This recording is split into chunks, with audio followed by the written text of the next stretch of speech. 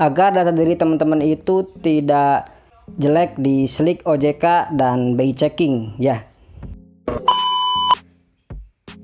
Assalamualaikum warahmatullahi wabarakatuh. Di video kali ini saya akan membahas lagi aplikasi pinjaman online Akulaku. Untuk teman-teman yang ingin mengajukan pinjaman di aplikasi Akulaku, coba deh teman-teman perhatikan hal ini sebelum teman-teman melakukan pinjaman online di Akulaku. Yang pertama, apakah Akulaku mempunyai DC lapangannya? Jawabannya punya ya teman-teman, dikarenakan untuk aplikasi Akulaku ini aplikasi yang sudah besar, di mana untuk DC lapangannya sendiri itu sudah tersebar di seluruh Indonesia.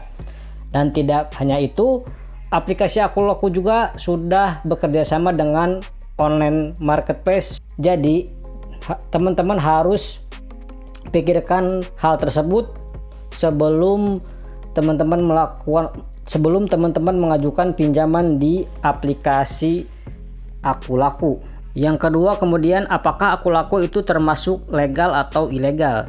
Jawabannya jelas legal ya teman-teman, dikarenakan untuk aplikasi Akulaku ini sudah lama berdirinya, kemudian sudah diakui oleh OJK, maka teman-teman bisa cek sendiri untuk aplikasi-aplikasi pinjaman online apa saja yang sudah resmi terdaftar di OJK. Teman-teman bisa lihat di website dari OJK ya teman-teman.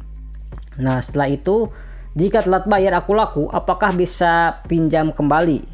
Ya, jawabannya bisa aja ya teman-teman. Agar teman-teman bisa mengajukan pinjaman kembali di aplikasi Akulaku, maka teman-teman setiap bulannya itu harus tepat waktu untuk pembayarannya. Jadi teman-teman tidak boleh nih teman-teman lewat 1 hari, apalagi 1 bulan. Itu akan mempengaruhi jika teman-teman akan mengajukan pinjaman kembali di aplikasi Akulaku. Jadi seperti itu ya teman-teman. Nah, di luar sana juga banyak yang bertanya ya teman-teman, ketika kita akan melakukan pinjaman pertama di Akulaku, berapa sih limit yang bisa didapatkan ketika kita melakukan pinjaman pertama? Nah, untuk pengguna baru, biasanya limit kredit dari Akulaku itu mulai dari 300.000 sampai dengan 1,5 juta rupiah.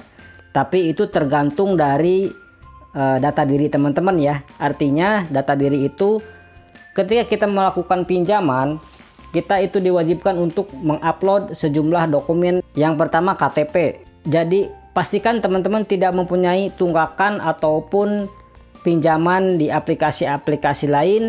Jika teman-teman mempunyai tagihan atau pinjaman di aplikasi pinjaman online lain, maka limit kredit yang teman-teman akan didapatkan di Akulaku itu mungkin saja lebih kecil ataupun tidak bisa melakukan pinjaman di Akulaku.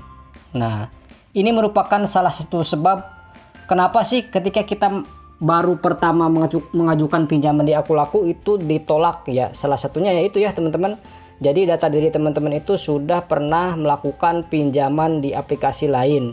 Kebanyakannya seperti itu ya.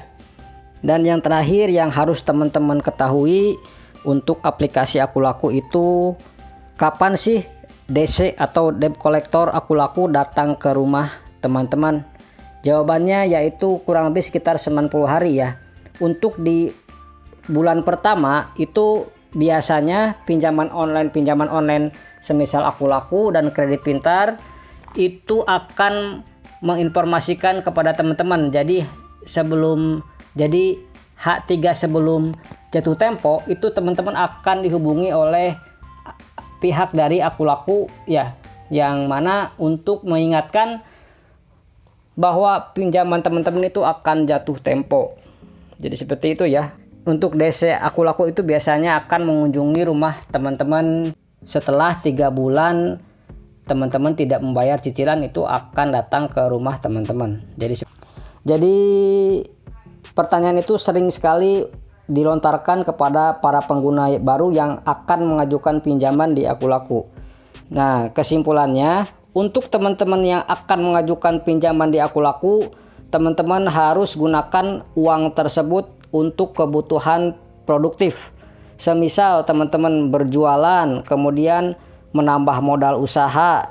Jangan sekali-kali teman-teman berpikiran mengajukan pinjaman online di Akulaku untuk membeli handphone, kemudian untuk membeli barang-barang yang menurut saya itu kurang produktif ya teman-teman. Tapi jika teman-teman membeli handphone untuk kebutuhan produktif, misalkan membeli handphone ini untuk berjualan online, ya itu bisa ya teman-teman.